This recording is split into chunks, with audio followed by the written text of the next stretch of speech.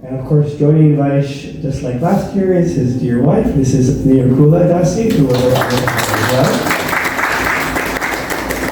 We have a power-packed schedule while here in Toronto, so this was the day that worked, and we said, any day that works, we want to have an event. And we're really thrilled and honored to have Vaish here to provide some beautiful pearls of yoga wisdom today. Our typical events, I see a lot of familiar faces, are usually Kirtan sprinkled with philosophy. Today is going to be a little opening chant. Well, we'll start with our guided meditation, then an opening chant, and then we'll hear from our speaker, Vaish, and then after that we'll do a closing chant, which he has very kindly agreed to lead, which last year was really energetic and well received and had the walls vibrating with really great energy. So that's going to be the event's agenda. I think most folks have already seen where the washrooms are, so you can navigate. Hopefully you brought a bottle of water, or we have some water outside in case you need small cups or to refill. And before you leave, you must get a vegan cookie, a chocolate cookie, and some tea. If you haven't already had some of the tea, then please make sure you get some before you go. We are here at the Yoga Lounge. I don't even know how many kirtans we've done here now. Usually about 3-4 times a year we're here. And it's a really beautiful space. The acoustics are wonderful. You'll get a first-hand experience momentarily. But I just wanted to make a little plug for this beautiful studio. Anybody who lives in the area, even if you don't, just come by. It's a great space. And Susan, the studio owner, has very kindly said, whenever you want to do kirtans, just come and make them happen here. So yeah, we're really honored to be here. We're going to dive right in, but we usually like to quickly ask, how many of us are coming out and trying kirtan, this musical mantra meditation, for the first time? Don't feel shy, just by hands. How many of us are kind of new to this experience? And by other hands, how many of us have done some chanting before? Okay, and then some hands didn't go up, so you're not sure yet. Which is totally fine. For the sake of those who are relatively new, we treat these evenings as guided meditations, and that's actually how we're going to begin. I'm going to ask our teacher, Vaish, to lead us in this guided meditation, but if you can permit me, I'll do a little formal introduction first. Many of you, I see familiar faces from last time, who had a chance to hear from Vaish during last year's Yoga Wisdom event. It was around August as well. And so, if you'll indulge me, I'll do another introduction for those who are new. We're really honored to have Vaish, also known as Vaisheshika Das. He's been studying and practicing this path of bhakti-yoga for 5 decades. As a teenager, he was spiritually seeking, and in 1973 took a monastic life, became a monk, and began studying under his teacher, His Divine Grace, A.C. Bhaktivedanta Swami Prabhupada. Over the years, he's brought his spiritual practice into every dimension of his life, as a husband, an entrepreneur, community leader, author, which you'll get a chance to hear about shortly near the end of the program, about his amazing book. And together with his wife, Nirukula Dasi, who I briefly introduced earlier, they have helped develop a really thriving and blossoming bhakti community in Northern California.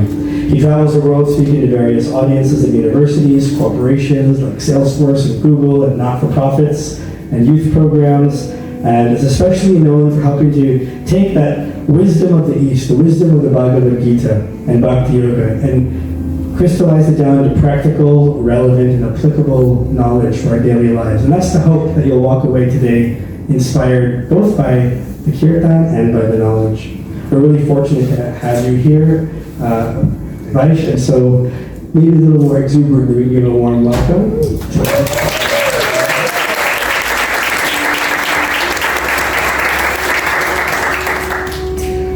I'll ask Vaish to lead us in the guided meditation, but how we normally open is we just ask everyone to just sit up a little more straight than how you're sitting. You can close your eyes. And as we go into the guided meditation, we'll just take 10 or 15 seconds to focus on the breath, in and out of the lungs. And then we'll ask our special guest teacher, Vaish, to take over.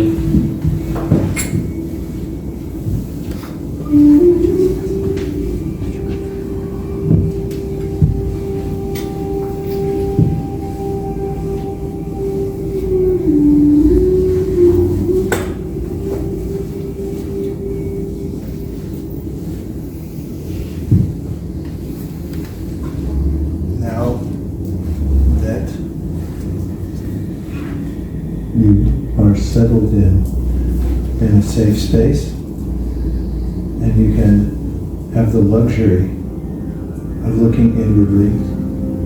We'll play a middle C to harmonize.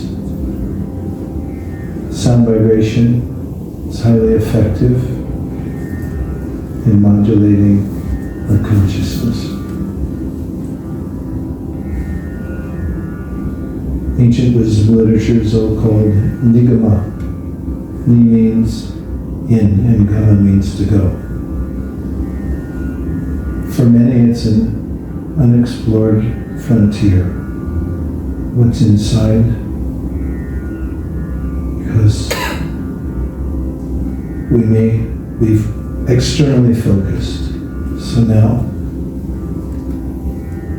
if you like, you can close your eyes, it can be helpful, and bring your attention to your breath. And as you regulate your breath and breathe naturally,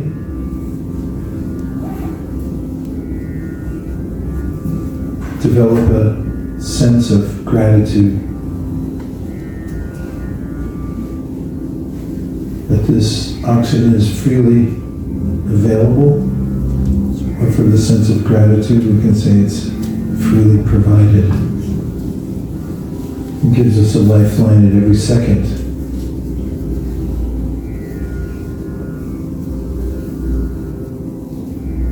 Bringing the mind just to the breath and getting ready for an observation of our own free will to direct our attention.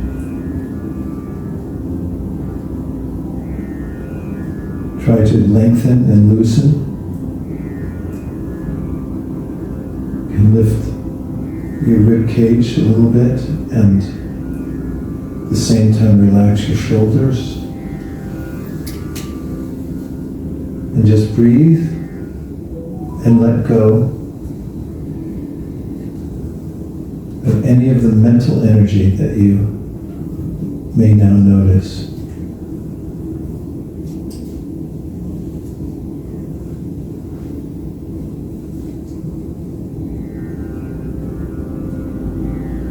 And now for just a scan, deliberately direct your attention to your right hand and feel the sensation of life in your hand. Your consciousness, according to the Bhagavad Gita, is spread throughout the body.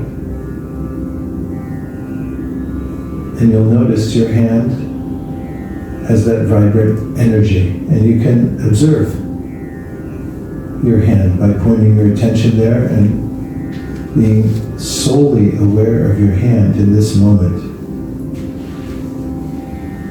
You can only feel it now. Not in the future, not in the past, but right now. And now move your attention to your left hand. And notice that you're the one that's pointing your attention from right hand to left hand. Now solely feel your left hand.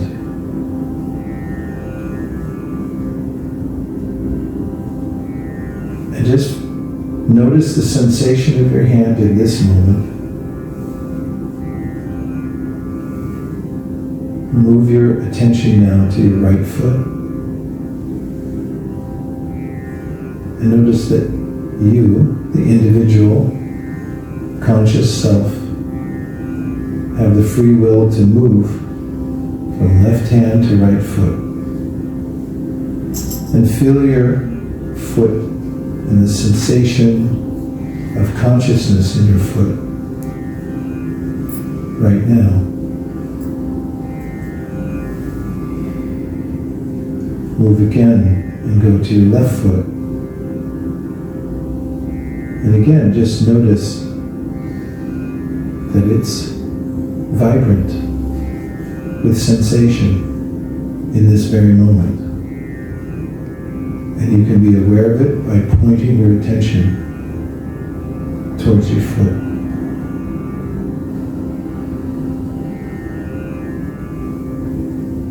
And now let's move our attention towards whatever thought energy is moving within the chitta, the combined mind and intelligence. And be the observer. This is called Shakshi, the witness. And notice that you're separate from your thoughts. You can look at them as if you'd watch a movie. Being very much aware that you're separate from the movie. And you're aloof as the witness.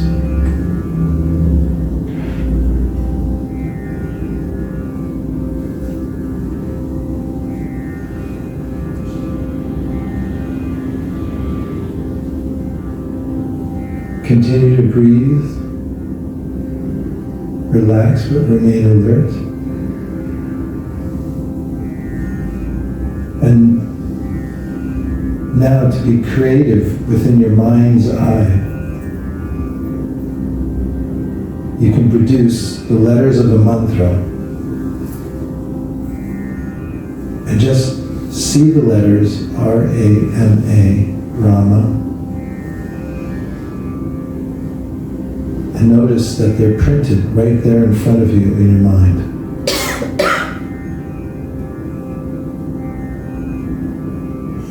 And silently, in your own mind, say the mantra with your mind 3 times very slowly. The 2 syllables together, Rama.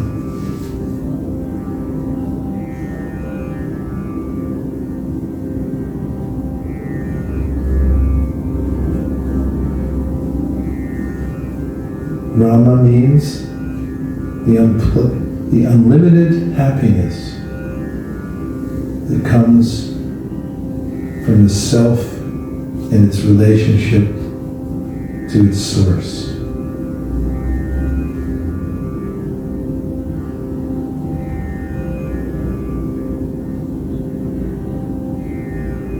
And be aware that if there's any thought energy, that you can watch it, you can notice it, you can let it go, and remain safe as the aloof observer.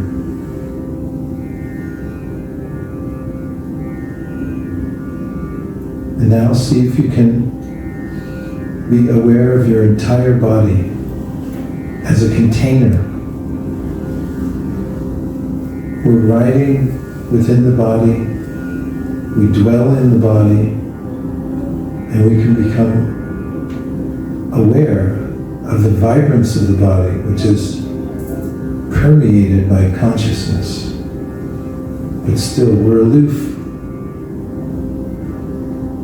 And just as the sun illuminates the world, so similarly we, the conscious being within the body, illuminate the body by consciousness.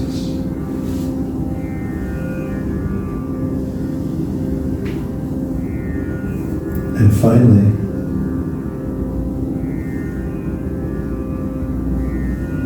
recall that at any moment you have the free will to point your awareness in any direction that you choose, as long as you're aware that you have that power. And where attention goes, your energy will flow. You can direct yourself any part of the universe by pointing your attention in that direction. It's highly consequential. You are highly consequential. You don't have to become anything because you already are something.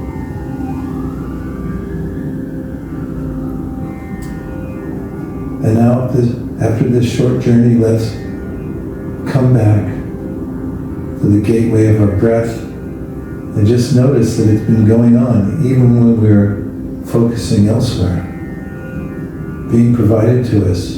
It's not that we're breathing, we're being breathed. The material nature is automatically providing us a vehicle, a biomechanical robot to dwell in, to learn the lessons of this universe and of our inner selves. And take a couple nourishing breaths. Now, just move your fingers a little bit to notice the external sensation and appreciate that you have the wherewithal at any time to ask your fingers to move, and they'll move. Wiggle your toes and notice that you can ask your toes to move and they'll move. Now slowly open your eyes. And you're back in the world where you can direct yourself by pointing your attention in the most productive place you can think of. And thanks for taking the journey, and welcome back.